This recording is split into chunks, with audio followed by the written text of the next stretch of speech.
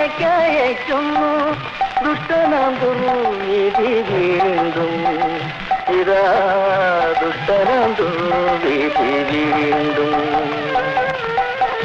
മറ്റൊരു സീതയെ കാട്ടിലേക്കയക്കുന്നു ദുഷ്ടനാം ദുർവിധി വീണ്ടും ഇതാ ദുഷ്ടനാം ദുർവിധി വീണ്ടും.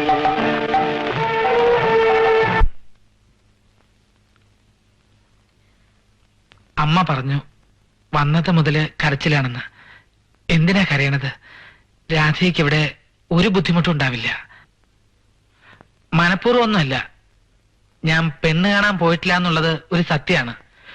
രാധിക എന്ന് പേര് വിളിക്കുന്നത് കേട്ടപ്പോ അബദ്ധം പറ്റിയത് ഒരു ഭാഗ്യായി എന്നാണ് എല്ലാരും പറയണത്.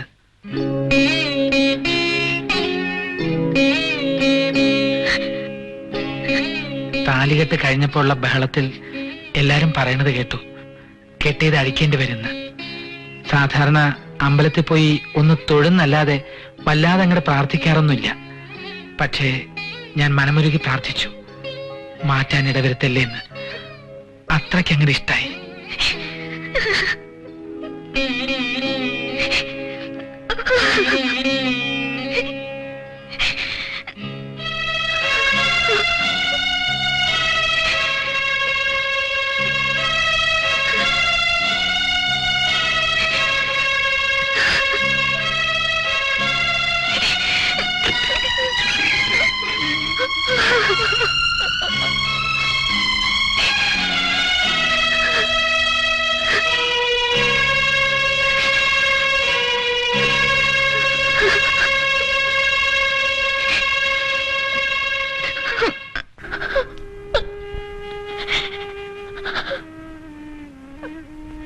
ഇനി ജീവിച്ചിരുന്നിട്ട് എന്താ കാര്യം?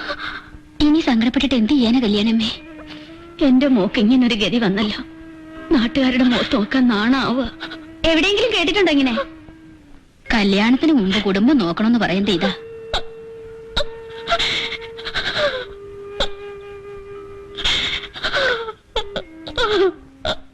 ഏതായാലും വലിയ കഷ്ടമായിപ്പോയി. ആ പെങ്കൊച്ചിന്റെ കാര്യം ഓർക്കുമ്പോഴാ. മകന് കമ്പി അടിച്ചോ രാമനായരെ? കമ്പി അടിക്കാൻ വിടാനേ ചത്തോ? ഒന്ന് ക്ഷമിക്കണോ നായരെ? ക്ഷമിക്കേ? കൊല്ലും ഞാൻ, അരിഞ്ഞ് കൊല്ലും ഞാൻ. ആൾക്കാർ എന്റെ മുഖത്ത് നോക്കി ആ കുഞ്ഞിനെ കുത്തി കാണിക്കുന്നേ. വിടില്ല ഞാൻ. എന്റെ മോൻ ശ്രീധരൻ ഒന്നും കൊണ്ട് വന്നോട്ടെ. ഇയാൾക്ക് എന്താ പട്ടു?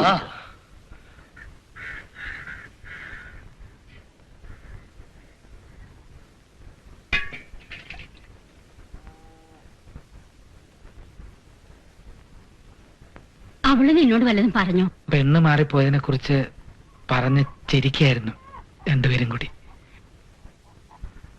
നീ ഒരു കാര്യം ചെയ്, വേഗം ഓഫീസിൽ പോവാൻ നോക്ക്.